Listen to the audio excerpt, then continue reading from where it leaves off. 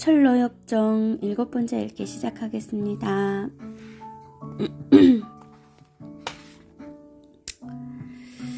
우리는 헛된 영광의 땅에서 왔소이다. 우리나라 사람들 모두가 알고 있듯이 우리나라에서 빛나는 문까지 가려면 먼 거리를 돌아가려 하오. 하지만 이 벽을 넘으면 아주 쉽게 올 수 있어. 그러니 이런 기막힌 지름길을 이용하는 게 당연한 게 아니겠소? 하지만 그건 이 땅의 주인께서 정하신 법이 아닐 텐데요. 아, 그런 게 있었어? 위선자가 뻔뻔스럽게 말했습니다. 그따위 법은 집어치우라고 하시오. 크리처는 여행을 시작한 이래 치우시오라는 말을 참 많이도 들어보았습니다. 당신도 지금 이 길 위에 있고 우리들 또한 그렇소. 어쩌면 당신이 빛나는 문으로 들어왔을 수도 있고 아닐 수도 있어. 과정이야 어찌 되었든 당신과 우리들의 현재 위치가 같지 않소? 중요한 것은 지금 우리가 당신과 마찬가지로 이 길 위에 있다는 것이오. 마침내 형식주의자가 입을 열었습니다.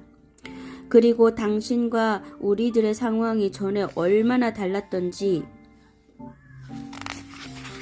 간에 지금은 동일하다는 것이오. 그렇소. 그게 핵심이오. 위선자가 고개를 끄덕이며 맞장구를 쳤습니다.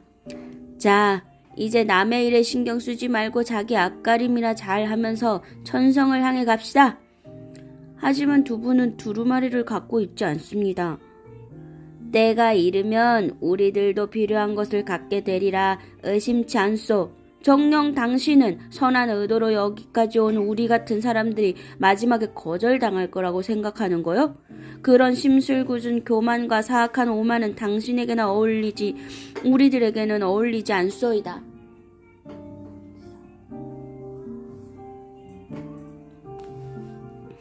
세 사람은 길을 걷기 시작했습니다.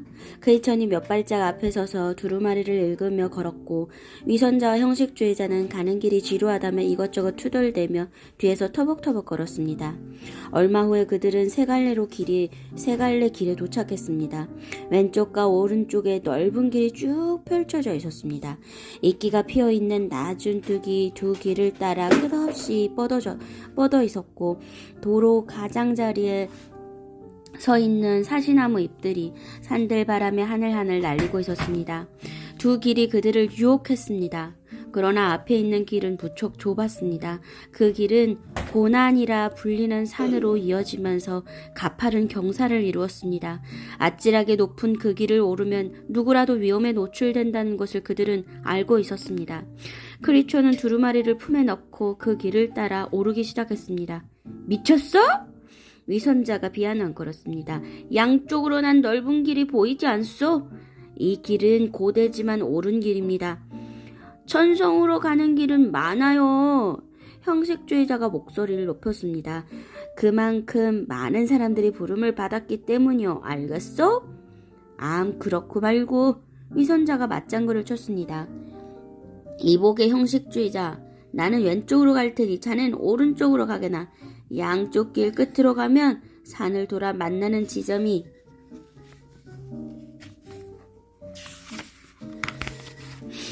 있을 테니 이 미치광이는 여기 남겨두고 우리들이나 길을 재촉하세. 형식주의자가 고개를 끄덕이고 오른쪽 길로 향했습니다. 위선자도 크리처를 힐끗 쳐다보며 본 뒤에 왼쪽 길로 향했습니다. 그러나 두 사람은 곧 컴컴한 숲에 당도하고 말았습니다. 그들이 거기에서 무슨 일을 당했는지는 아무도 모릅니다. 다만 그 시간 이후로 그들의 모습은 보이지 않았습니다. 고난의 산을 힘겹게 올라 잠이 들다. 크리처는 가벼운 걸음으로 산을 오르기 시작했지만 점점 다리에 힘이 빠지고 무릎이 후들거렸습니다. 산기슭을 타고 내려오는 차가운 바람에 깎이고 닳아 거칠어진 바위들을 타고 올라갔습니다. 높이 오를수록 나무들도 보이지 않았고 태양은 여전히 비추고 있었지만 온기가 느껴지지 않았습니다. 한참을 올라 산 허리에 이르렀을 때 길마저도 없어지고 말았습니다.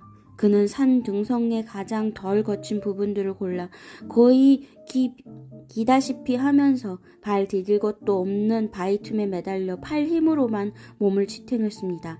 넓게 갈라진 틈을 2번이나 뛰어넘고 사람 하나 간신히 지나갈 만한 너비의 절벽 턱을 아슬아슬하게 걸으면서 힘겹게 산을 올랐습니다. 만약에 두루마리의 약속이 없었다면 그는 벌써 이 길을 포기하고 넓은 길로 갔을 것입니다. 그렇게 크리처는 악전고투하며 산 허리를 지나 정상이 보이는 능선에 이르렀습니다. 찬바람이 성장이 둔화되어 옹이가 박힌 쭈글쭈글한 관목 몇 그루가 띄엄띄엄 돋아 있었습니다. 그리고 그 관목들 사이 양지바른 아늑한 곳에 정자 하나가 서 있었습니다. 순례자들이 잠시 숨을 돌릴 수 있도록 그 땅의 주인이 아주 오래전에 세운 것이었습니다. 그러나 태양이 부드러운 손을 크리처의 어깨 위에 얹고 나무들이 녹색의 그늘을 들이오자 그의 눈꺼풀이 점점 내려앉았고 호흡도 편안해졌습니다. 정상까지 가려면 잠깐 쉬면서 원기를 회복해야겠어. 그는 혼자말로 말했습니다. 그렇게 가만히 앉아 있노라니 고된 등반으로 지친 그의 몸에 잠을 자라고 유혹했습니다. 결국은 잠이 들고 말았습니다. 그가 눕자 그의 품에서 두루마리가 툭 떨어졌습니다. 산을 내려가는 두 사람. 그는 황혼 무렵이 되어서야 눈을 떴습니다. 서쪽 하늘에서는 성질 급한 별 하나가 벌써 모습을 드러냈습니다. 그러나 크리처는 더 어두워지기 전에 정상에 오르기로 결심했습니다. 정상 가까이 이르렀을 때 그는 두 사람을 만났습니다. 그들은 맞은편에서 젠 걸음으로 산을 내려오고 있었습니다. 처음에 크리처는 위선자와 형식주의자일 거라고 생각했지만 두 사람은 그들에 비해 몸집이 훨씬 작았습니다. 등을 구부정하게 구부리고 마치 발작을 하는 것처럼 고개를 좌우로 흔들며 급히 내려왔습니다. 이 길만이 옳은 길인데 어디로 가십니까? 그릇된 길로 가지 마십시오. 크리처는 두 사람을 불렀습니다. 옳은 길이라고? 두 사람 가운데 소심이라는 사람이 말했습니다. 저 앞에 사자들이 귀신들과 온갖 위험이 도사리고 있어요. 그릇된 길로 가는 사람은 우리들이 아니라 바로 당신이요.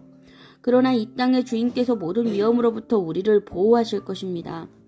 보호 같은 소리 하지 마시오.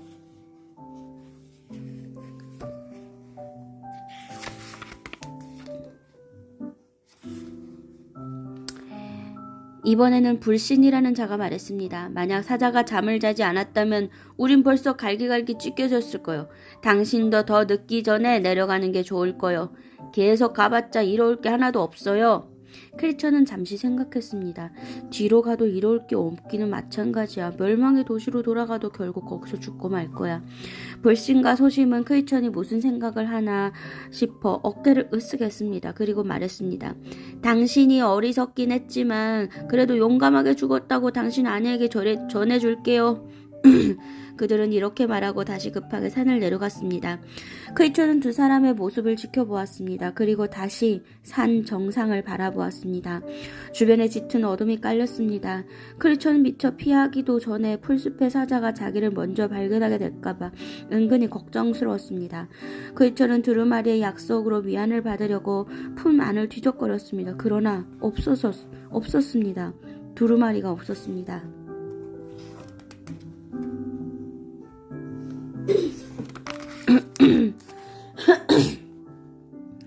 이런 바보. 크리처는 주변을 살펴보았습니다. 어디에서 떨어뜨린 거지? 사방을 살펴보았지만 없었습니다. 크리처는 절망적으로 흐느끼면서 지난 길을 되짚어 내려가기 시작했습니다. 혹시 너무 어두워서 땅에 떨어진 두루마리를 못 보고 지나갈까봐 천천히 땅을 응시하며 내려갔습니다. 그렇게 정자가 있는 데까지 내려갔습니다. 그런데 바로 거기 그가 잠들었던 곳에 두루마리가 떨어져 있었습니다. 이런 멍청이 바보. 그가 다시 말했습니다. 제대로 갔으면 벌써 멀리 갔을 텐데 잠을 자는 바람에 오후 시간을 완전히 허비하고 말았어. 그렇지만 고요한 밤하늘 아래에 있는 정자는 아주 평온해 보였습니다. 그래서 크리처는 거기서 밤을 지새우고 아침 일찍 일어나 출발하면 어떨까 하는 생각도 해보았습니다. 그러나 고개를 돌려 산 정상을 보니 아직 갈 길이 멀었습니다. 다시 서둘러 발걸음을 옮겼습니다. 앞이 잘 보이지 않을 정도로 어두워져 손과 발로 나뭇가지들을 더듬으며 천천히 걸었습니다. 불신과 소심을 만났던 곳에 다시 이르렀을 때 그는 다시 사자에 대해 생각하기 시작했습니다. 어떻게 하지? 밤이야말로 사자들이 먹이를 찾아 어슬렁거리는 시간인데.